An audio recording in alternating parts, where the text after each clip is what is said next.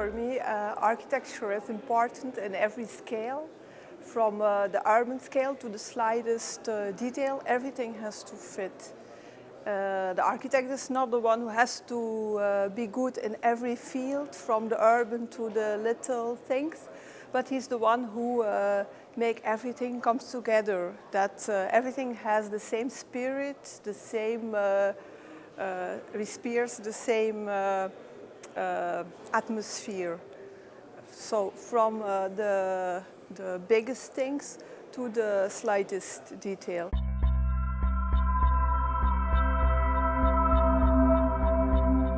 It's also important that it's not only a nice view you make as an architect, but that there's also a social function to it.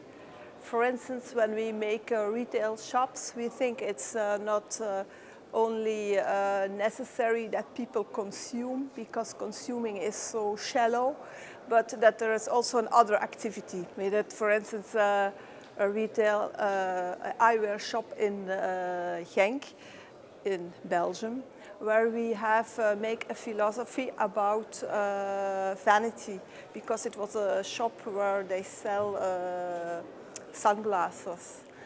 And we made their wall with all texts about vanity, so people can read and they can dream again in the space rather than only consuming.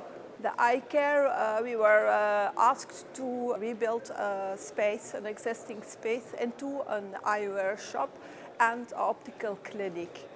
But because we think that there has to be a social need to our architecture, we make it more big, and we make a Caritas blind art gallery of it. And the art gallery combines the space of the optical clinic and the eyewear shop. I think the eye care, what I did today, is the most representing this idea of light, because we used a lot of LED lights just to give an idea about the concept of the store. That is that the blind people can't see the message, but they surely can feel it, and that the other people who see can see the message, but they can't decode it. That bring everyone to the same level.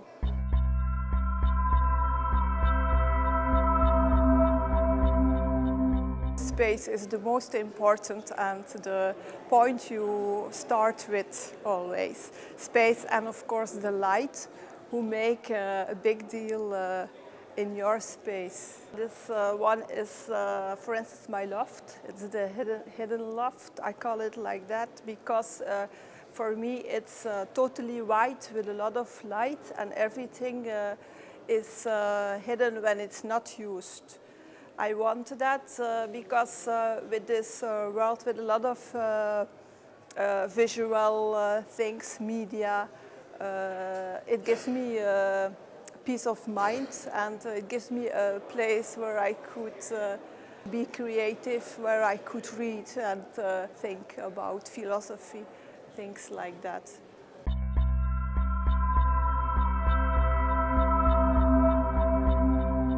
In general, I think it's not different to be a man or a woman, to be an architect, and that the evolution for everyone is the same.